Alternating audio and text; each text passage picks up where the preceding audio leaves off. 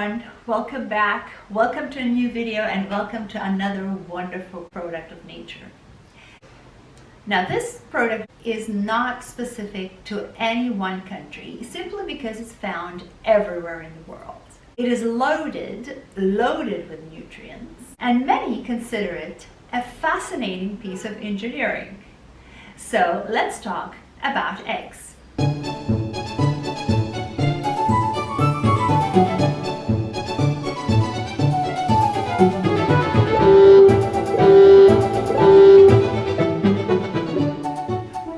We all know eggs, and eggs actually are a food item that consists of only one cell. So it's one single cell. Big or small, it's one cell. Historically, what we find is that around the year 1400 BC, the Egyptians were the first ones that we can trace back who actually figured out how to incubate eggs in underground caves. From the outside, it looks like a very tough and harsh item, but from the inside, it's the beginning of a new life. It was adapted, throughout history by many cultures as a sign of fertility, a sign of resurrection, or a sign of eternal life. It's used in many traditions, like in Easter, sometimes in religious prayers, etc. Eggs are a food item where most people consume it all over the world. It's a very known item. It's available everywhere, and most people like it as a food item. We find it in Asian cuisine a lot. We find it in Mediterranean cuisine, every single cuisine in the world. Now, as I said in the beginning, many consider it a fascinating piece of engineering. And the reason for that is that the egg consists of many layers. Now this over here is an ostrich egg. It's the biggest egg that we know, and it's one single cell. So how many layers are there in the making of the egg? It's about 7 or 8 layers. The outer layer we see is the tuft.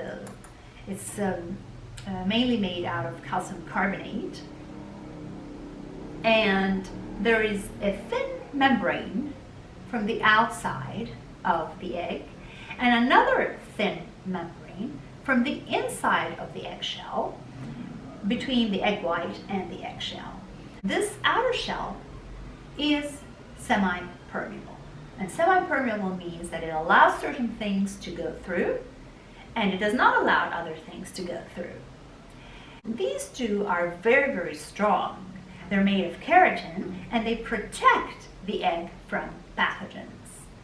The eggshell is semi-permeable for this reason. It does not allow pathogens to go inside the egg, but it allows other things like air, for example. The egg white is the next layer that we find, and that is made of albumin, which is a protein. And this protein is very, very valuable. We're going to talk this down the line when we talk about the nutritional value of the egg. It's protein. It also contains water, and there's a lot of vitamins and minerals, and it's in thick fluid form. Now, after the egg white, we have the egg yolk.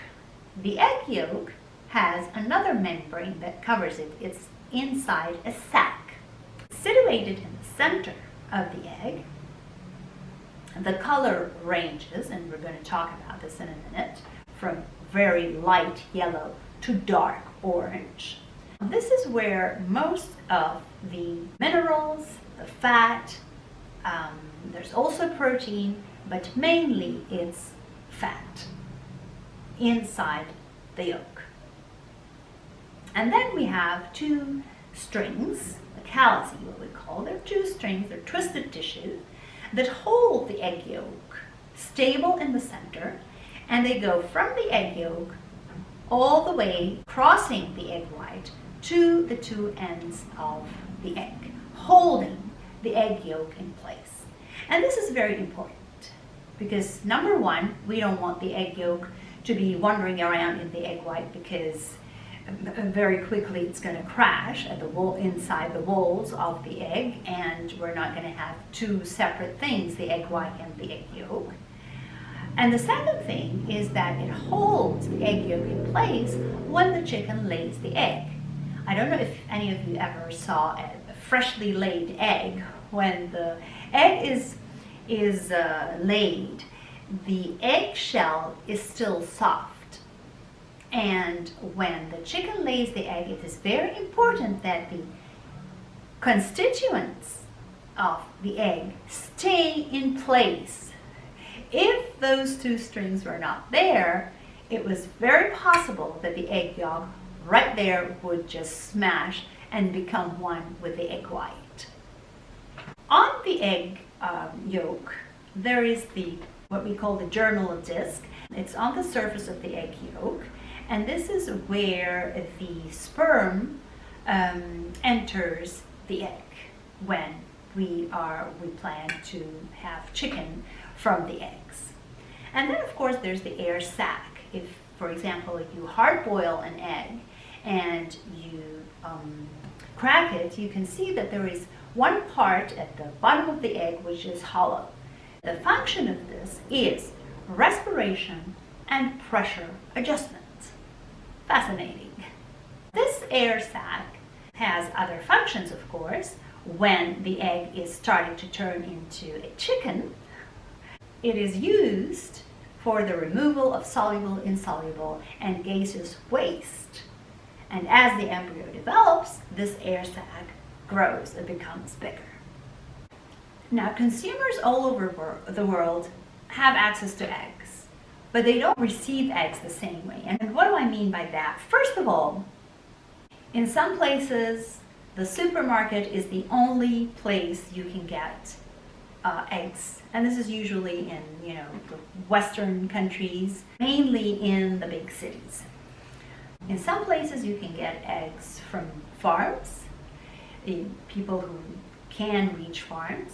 You can get eggs from markets. You can get eggs from somebody who raises a chicken and has eggs. Or some people, if they have the opportunity to have a place in their home where they may have some garden and raise a chicken, and they have access to eggs.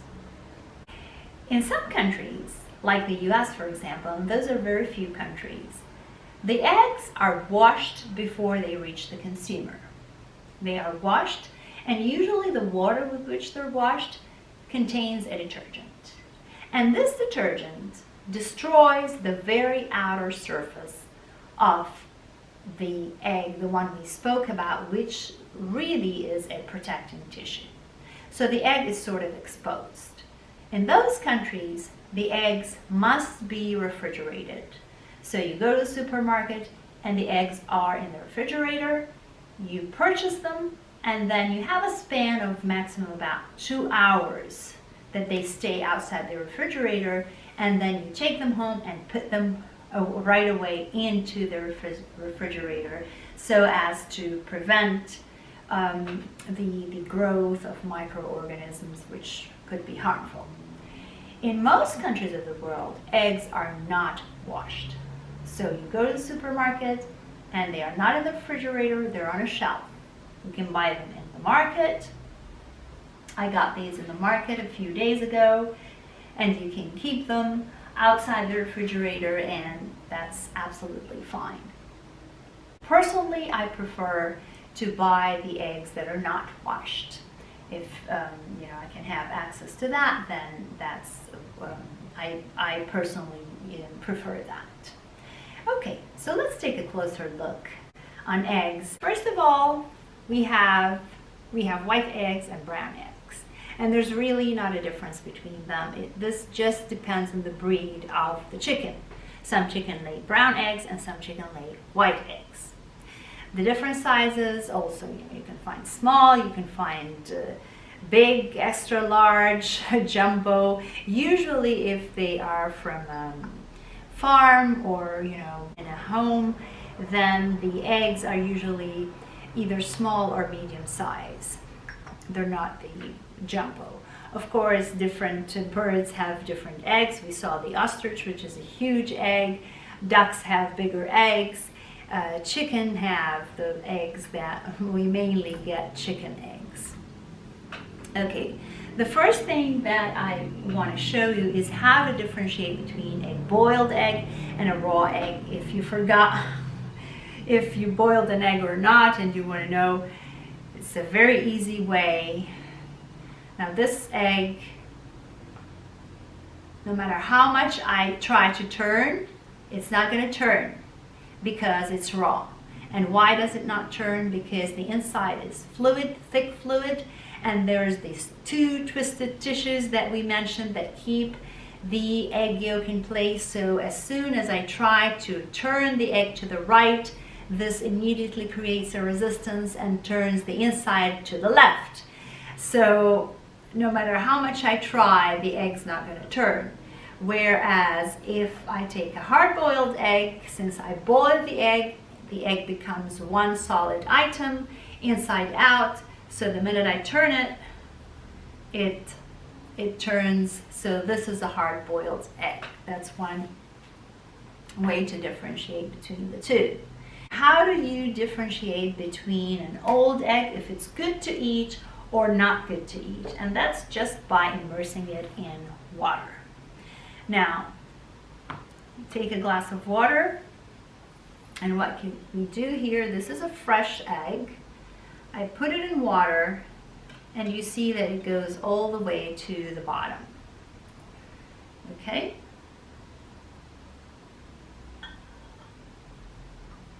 This is another egg.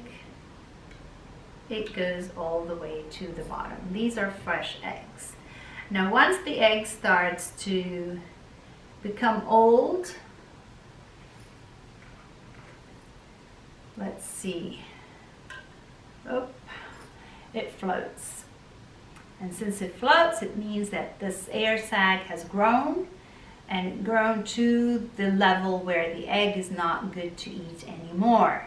So once the egg floats like this is an egg that's best to be just thrown away. Now, sometimes you may find the egg that it stands very close to the bottom, but it's not touching the bottom. It's a little bit, that's okay. It's not yet, bad enough to throw away. I wouldn't use it for raw recipes like, making hollandaise sauce or something, but, hard-boiled would not harm. Of course, there's always, when you crack the egg, always smell it, and if it smells fresh and it does not float in water, then you're good to go. We said that there's a difference between the colors of the yolks. Now, one thing to remember, and I will repeat this, the egg reflects the condition of the chicken. The egg is as good as the chicken has been treated. So, if I take, now I got from the supermarket, I got from the market, this one is from the supermarket, let's see.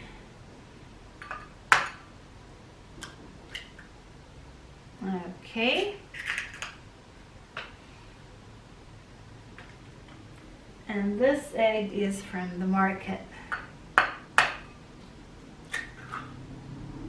right, now, there is a difference. I don't know if you can see it.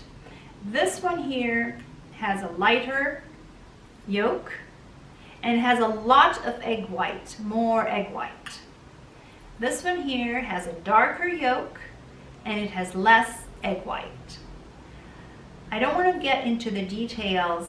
The more we tamper with the chicken, the less of a valuable egg we're going to have, roughly speaking. So, this here we can see that the nutrition of the chicken was richer and was perhaps even more natural. And I know that because I know where I got these eggs from. Okay, these I got off the rack in the supermarket, and even the egg white is a little bit more fluid. So there's always, a difference. I always like to get eggs with a really dark orange egg yolk. But it's up to you. Okay, so we said that this is a food item loaded with nutrients. Let's talk about its nutritional value. So as I said before, and I repeat it again, the egg is as good as the chicken is treated. So if you have chicken that are happy, they're grazing outside, they're eating different things that they find like worms and grass and leftover foods or whatever, and they eat whenever they want and they run whenever they want and they're happy, you're going to have a very healthy egg, which means a very healthy for you egg as well. Okay, so but if you have chicken that are locked up in a cage and they're sitting the whole day and they're eating processed foods, etc., then this is going to be reflected on the health of the egg and on the contents of the egg.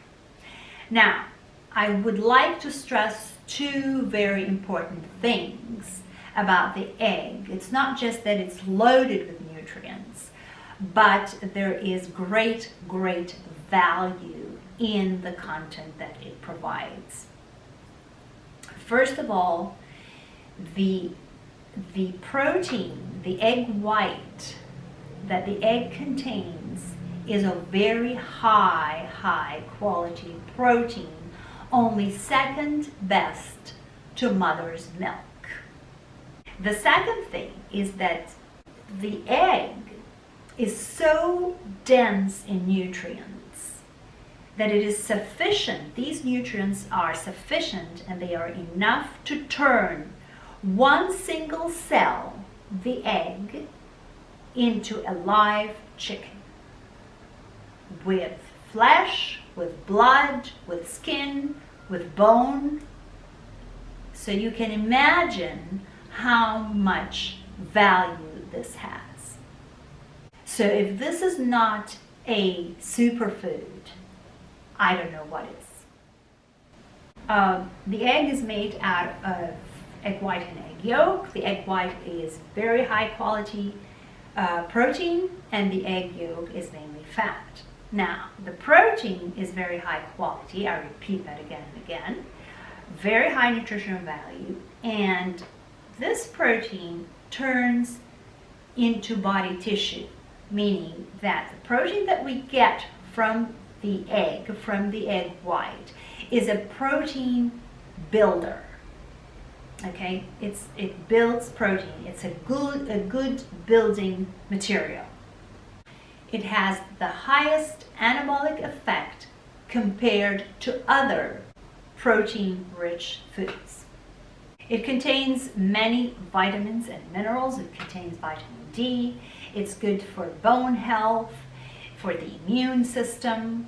It contains vitamin A, folate, B5, B12, vitamin E, vitamin K. It contains minerals like phosphorus and calcium, selenium, and zinc. It contains choline, which protects the liver. And there are no studies that really prove that it increases the bad cholesterol. So it also lowers blood pressure. It also contains lutein and zeaxanthin, and these are in the egg yolk. And these are two micronutrients that are very important together with vitamin A, especially for the protection of the health of the eye and people who have an issue with either cataract or macular degeneration.